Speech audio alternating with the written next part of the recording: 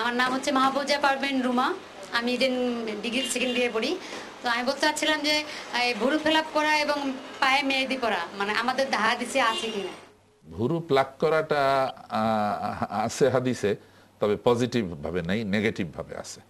মানে না করার কথা আছে ভুরু প্লাক করার ব্যাপারে। আর পায়ে মেহেদি দিতে হাদিস মানা করেনি, বরং মেয়েদেরকে হাতে পায়ে রং লাগানো ইসলাম পছন্দই করে। সুতরাং এই মেহেদির রঙও সেখানে লাগানো যাবে।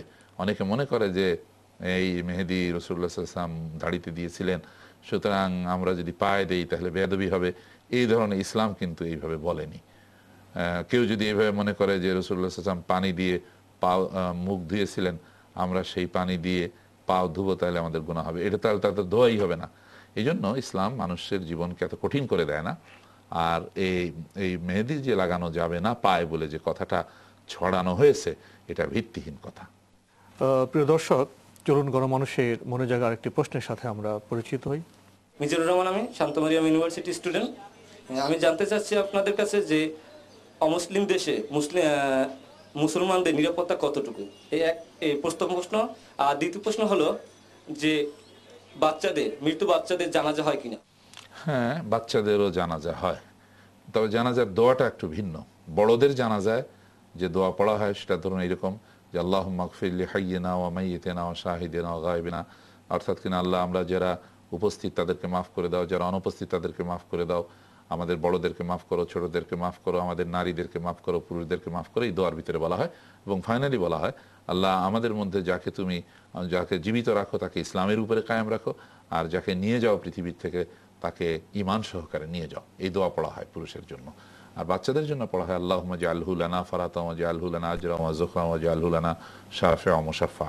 এটা ছেলে হলে আল্লাহুম্মা জাআলহু বলা হয়, মেয়ে হলে আল্লাহুম্মা জাআলহা বলা হয়, দোয়া একই। তো এখানে বলা হয় যে আল্লাহ এই বাচ্চাকে আমার জন্য কিয়ামতের দিন সুপারিশকারী বানিয়ে দাও, এই বাচ্চাকে আমার জন্য কিয়ামতের দিন পুঁজি বানিয়ে দাও, ইত্যাদি। এই বাচ্চার দ্বারা উপকৃত হওয়ার কথা বলা হয়, কারণ বাচ্চা তো বেগুনাহ, মাসুম, তার তো কোনো দোষ নেই, তার জন্য কোনো মাগফিরাতের দোয়া করা লাগে না। সে বাচ্চার দ্বারা উপকৃত হতে পারে।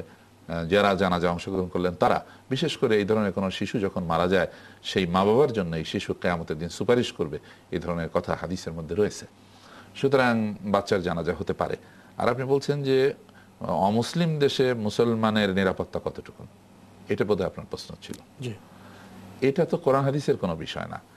যদি ওই অমুসলিমরা যদি অসাম্প্রদায়িক হয়, তাহলে সেখানে মুসলমানের নিরাপত্তা আছে।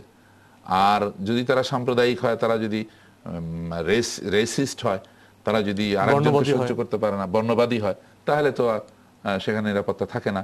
এই কথা সেখানে যেমন প্রযোজ্য, আবার ওইখানেও প্রযোজ্য। যেখানে মুসলমানরা রেসিস্ট হয় বা সাম্প্রদায়িক হয়, বর্ণবাদী হয়, সেখানে অমুসলমানরাও তো বিপন্ন হয়। সুতরাং এটা তো আপনারা জানেনই, এটা কোরআন হাদিসের কোনো বিষয় না।